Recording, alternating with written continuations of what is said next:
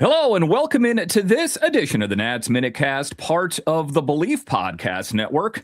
I'm so glad you decided to join me today. As always, this podcast is free and available on all the major platforms. My name is Dan Holme. You can find me on Twitter.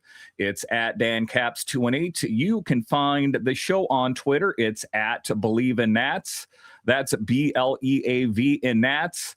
And the best way that you can help grow this show is to subscribe or follow the Nats MinuteCast on Apple, Spotify, or wherever you find your podcast. Give it a 5-star rating. Leave some comments and tell your friends. I sure would appreciate it. So in this edition of the Nats MinuteCast, we talk about what else? The big trade of MacKenzie Gore to the Rangers. And knee-jerk reaction, I'm like, I wasn't too surprised. But then when I found out the return, I'm thinking to myself, is that it? And then it became quite apparent that the Nationals are fully in on the green banana business. And what do I mean when I say that? It's not about acquiring players that are going to help the Nationals in the 2026 season. It's more about players that are going to help this team in years to come. Some of the insiders are saying 2028 or 2029. Now, that is the frustrating part for me, right? That we were sold a bill of goods by the former administration and Mike Rizzo that, we're coming out of this rebuild and next season, we are going to get that big name opening starting pitcher to kind of anchor down the rotation. Well, as it turned out, he didn't do that. And as it turns out, the learners had seen enough. As both he and Davey Martinez were shown the door. Now ushers in the new age and changes that have been made. It is a young leadership group with this team. All things considered, I'm cautiously optimistic, right? I think that is all we can do is be optimistic. And I say cautiously because as of right now, it's not a proof of concept that this new lineup is even going to work.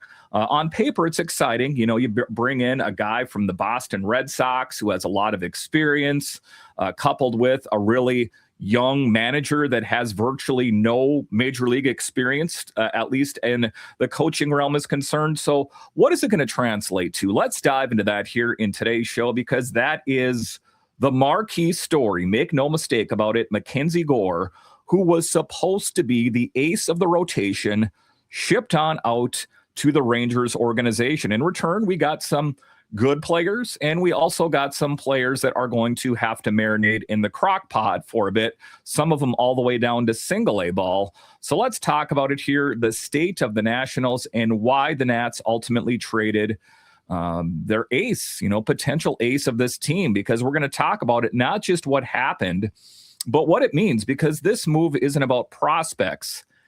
It's not even about money, and it's really not even about MacKenzie Gore. This is the Nationals finally admitting something the fans already knew. The first rebuild didn't work. So let's get into it here and the why. Why didn't it work? As you take a look at it, the players that they got in return, high hopes on them. MacKenzie Gore got sent out. CJ Abrams, a good player, but even talks about him on the trade block here. So the Nationals admitted the rebuild failed because MacKenzie Gore wasn't just another arm in the rotation. He was the reason you showed up every fifth day. And he was the thing that you circled on the calendar if you're a Nationals fan, that, this was not a really great team last season, that, okay, maybe this won't be meaningless baseball. And what did we see from him? Some true gems at times, right? And I think that when you look at the statistics, you think to yourself, that guy wasn't really that great, But then if you watch the games and actually did the work and you just didn't pay attention to the box score, you realize that oftentimes he didn't get the run support, that, he can pitch the greatest of gem games out there, but if he doesn't get run support, well, it is meaningless. And now he's gone. Paul Toboni walks into this job knowing exactly what the reaction would be. Fans saying, "Are you kidding me?" Fans saying, "We've already done this before. We've been to this movie. And how much patience do you think we have left?" And I think that really resonates. That really resonates within the Nationals fan base, as we have been told for year after year after year that we're going to be better. And what did you see?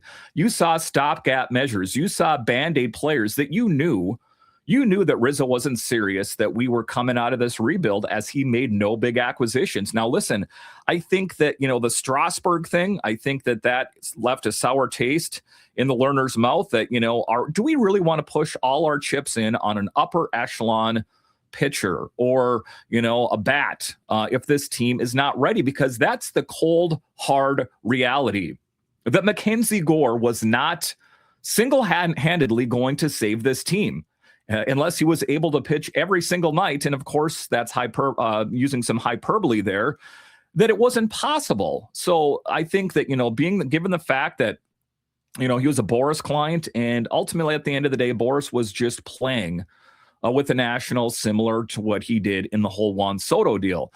And the longer that you hang on to a guy like MacKenzie Gore, say we go into next season and say that, he's not pitching that well, or he's not getting run support again, what happens is his trade value plummets, and what we're able to get in return is diminished.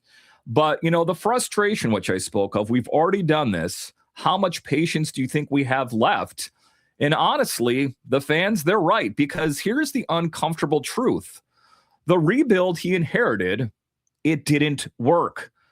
And Gore was the centerpiece of Mike Rizzo's recalibration. Trading him 2 years before free agency is Toboni's way of saying we're actually saying it now, we're further away than you were told. And it's one of the things that, if you ever talk to your parents about, can we do this? Can we do that as a kid? And they'd tell you someday, maybe, we'll see. They knew the reality. They just didn't know how to break it to the kids. I think that was Rizzo's way of saying, I'm kind of in over my head. The learners have the purse strings tied tight, and I don't want to alienate the fan base, because at the end of the day, it's about what? Butts in seats.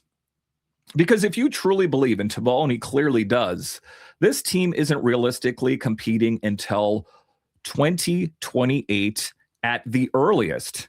Then keeping Gore in 2026 makes zero sense. Like I said, especially once Scott Boras is involved, especially when you're not buying contention years, you're buying exit years. So yeah, goodbye to the filthy lefty, not because he wasn't good, but because he mattered too much to keep.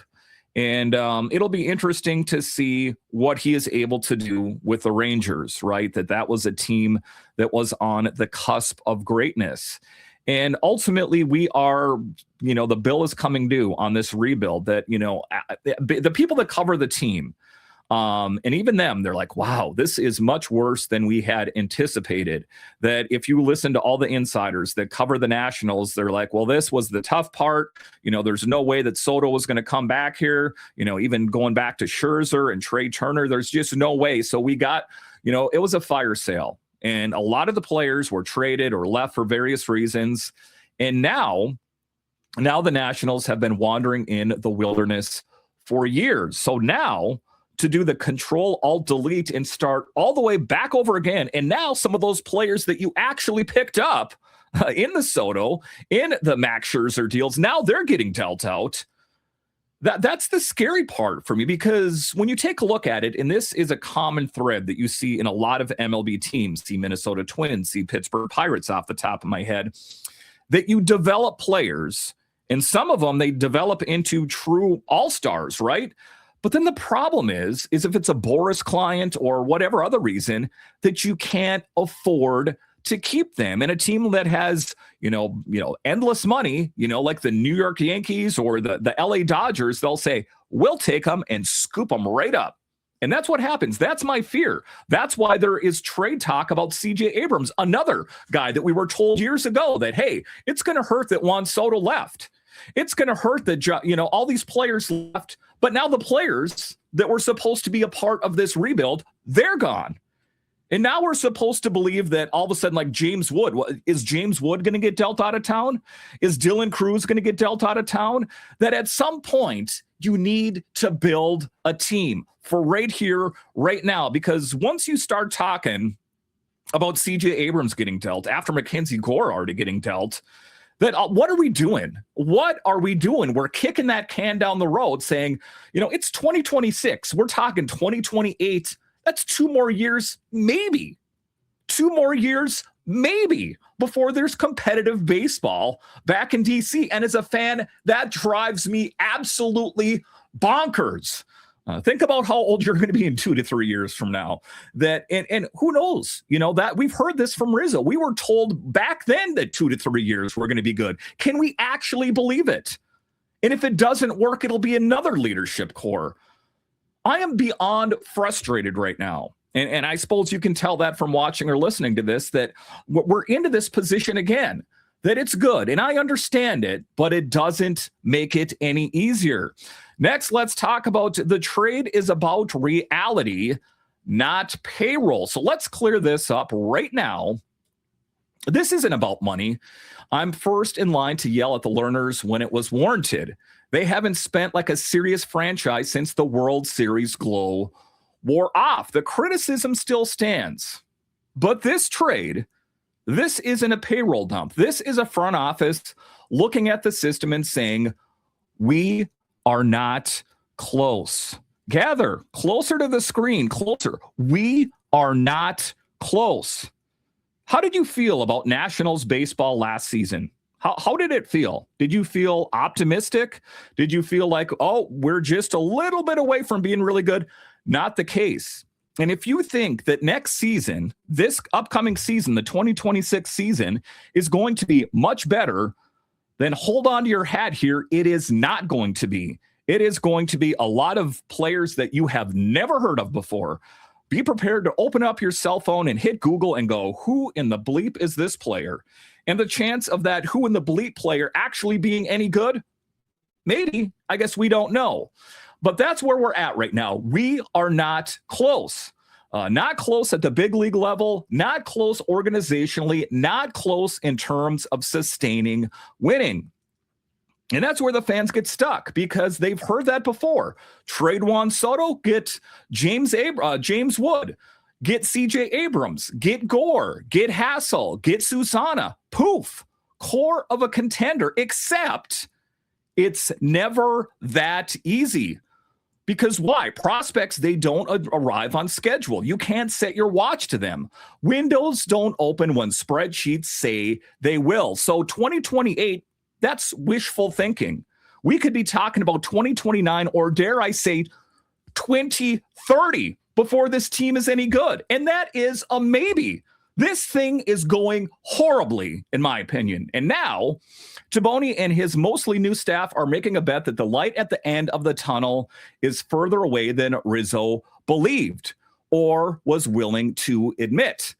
And that's why this feels cruel, because it kind of is. The fans' pain doesn't inform these decisions anymore. It can't. Toboni's job is not to soothe. It's to build something that doesn't collapse after one good year. And I get that. I understand that. Message sent, message received. But you got to know, as Nationals fans, that we are skeptical of what you're selling us, that we are going to be good in years to come. What proof do we have of that? We have little to no proof of that. So that, to me, is ultimately what is concerning. All right, so coming up here after the break, the hard sell, trust, again, straight ahead. All right, welcome back into this edition of the Nats MinuteCast, part of the Believe Podcast Network. If you're watching this on YouTube, this podcast is primarily an audio podcast. You can find the Nats MinuteCast on Apple, Spotify, or wherever you find your podcasts. That's the short form. I also have a long form Nationals podcast called Believe in Nationals, also available wherever you get your podcasts. All right, so let's just get back into it here. We're talking the state of the Nationals. We're talking about the MacKenzie Gore deal out to the Rangers. And here's the part nobody wants to hear. You have to trust a group that you don't know yet. Like I talked about earlier, it's about spreadsheets, and this player is tracking in this direction or that direction. But is it going to be reality? Ultimately, it's a big question mark. And we'll talk about some of the players that they got in return and what potentially they could mean for the Nats. So Toboni talks about Eli Willits and Gavin Feen, two high school players, teammates on Team USA, leader guys, makeup, and future cornerstones. And if you're a fan, your eyes probably just glazed over. You are talking about, well, green bananas, right? Eli Willits and Gavin Feen. Two guys that on paper are pretty good, right? In MLB pipeline, they're ranked well. In Eli Willits, number one pick last summer, that on paper should be good. Should is the operative word, because if you've heard the same language before, leadership, makeup, energy, wired right, and guess what? Skepticism is earned, because at this point, it's not even a proof of concept. But this front office didn't cause the last failure. They're responding to it. They can't make decisions based on how painful 2022 through 2025 were. They can only make decisions based on what gives them the best chance to avoid doing this again in 5 years. That could happen. And it's a bitter pill for Nationals fans to swallow, for sure. And in their view, whether we like it or not, that meant trading MacKenzie Gore. So that is the hard part, right? That, we're sold these bill of goods that, trust the system and better days lie ahead. And I guess at the end of the day, that's all we can really do, right? And you hear Baltimore Orioles, the Baltimore Orioles organization kind of encroaching in the DC area there as well, trying to reel in some of their fans that, hey, your team's going to suck for years. How about a team that has a better chance of doing greater things? And that's kind of a sobering reality as well, that this has been a tough part for the Nationals organization. It has been a tough few years as a Nationals fan to get excited about prospects, right? That, we traded Juan Soto, we traded Max Scherzer, but what we got in return is going to make us better. Like I said, now those players, well, they're getting shipped out of town. It is distressing to say the least. All right, next, let's pivot to the Gore trade. Officially slammed the door on the old rebuild, and yeah, that matters, because deep breath, here we go again. The biggest takeaway from the MacKenzie Gore trade is not actually about Gore. It's about the Nationals finally admitting what this team actually is and what it isn't.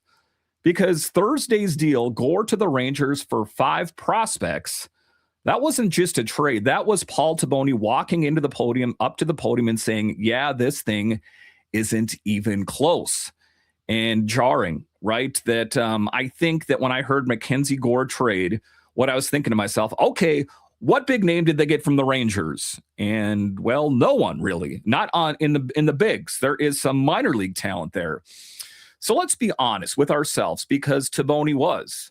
They lost 96 games last year. 96. You don't spin that. You don't PR that. And you don't one more bullpen arm get that. And Toboni said the quiet part out loud. Turning that into a playoff team in 1 year, sure, it could happen. But come on. This is the hard pivot, a full reset.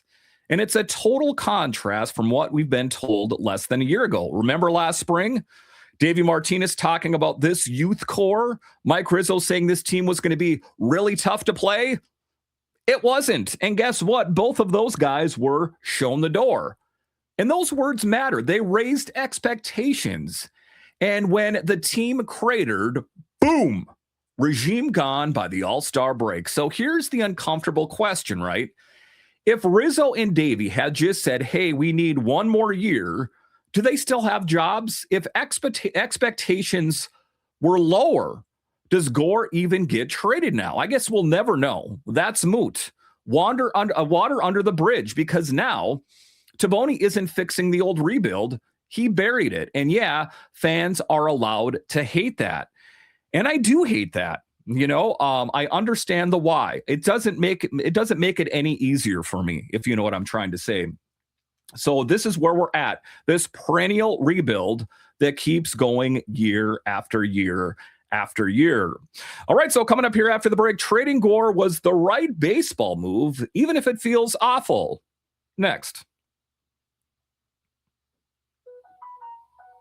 All right, welcome back into this edition of the Nats MinuteCast, part of the Believe Podcast Network. Again, you can find the show wherever you find your podcast, the Nats MinuteCast, also the long-form version of this show in Believe in Nats, also available wherever you find your podcasts. And thank you all for joining me on YouTube, something I don't do too often, but when an opportunity arises, that is what I do. As you guys may know, in the D.C. area, I cover the Capitals 5 days a week for Locked On Capitals. So let's get into it here. Trading Gore was the right baseball move, even if it feels awful.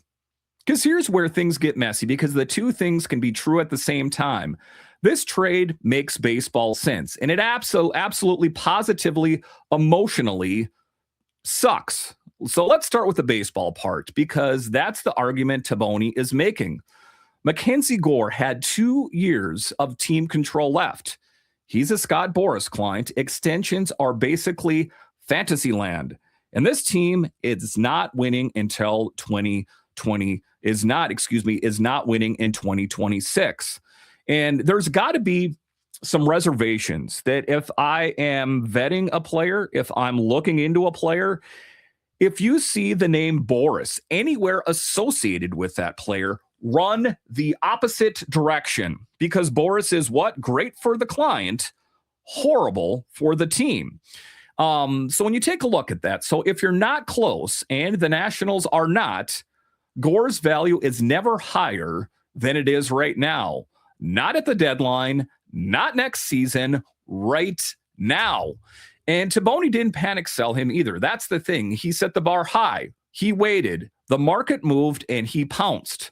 What did they get in return? You guessed it, 5 prospects, not lottery tickets, 5 guys ranked in Texas's top 20, 2 in the top 10, including Gavin Feen, their number 2 prospect. Again, exciting on a spreadsheet, potentially, but is it reality? Because that matters. Now suddenly the farm system looks respectable, maybe even good. People around baseball are saying this bumps the Nats near the top 10 again. And yeah, that's the real value. But here's the emotional side that crashes the party. Fans were told this rebuild would lead somewhere. Juan Soto gets traded. Just wait. Years of losing. Just wait. MacKenzie Gore becomes the reason to show up every 5th day, and now he's gone too. Can you tell the frustration part? So now here we are again. Wait again. And Toboni gets that. He even said, he emphasizes the 15-year-old fan in him would hate this move. But empathy does not erase fatigue. Fans are tired. I'm tired. Tired of explaining prospect timelines to kids. Tired of hoping 3 years down the road this works out. Tired of losing seasons stacking up and matching the length of the glory years. And that's the brutal part. This trade can be smart. This rebuild can be different. This front office might do it better. And still, the feeling is horrible. The Gore move was probably the right one. Even if considering my outrage, it just hurts because hope has become the only thing Nats fans have and ever had to hold on to anymore. And once again, that's where we're at. Hope, patience, right? So distressing days ahead for me. And I hate to say that, as pitchers and catchers will be showing up here soon. Roster players will be showing up, and questions galore, right? That there's who's going to be playing at first. What is the starting rotation going to look like? What's the outfield going to look like? What is the bullpen, which has been, frankly, horrendous for years and years? What is that going to look like? I still am cautiously optimistic because, well, why? I have no other choice. So I understand the MacKenzie Gore trade. I get it. But moving a piece that was supposed to be the piece that made this team better, that is a bitter pill to swallow.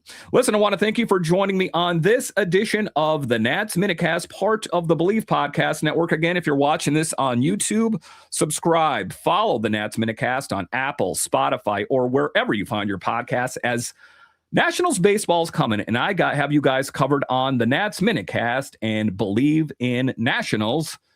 And I'll talk to you again next time.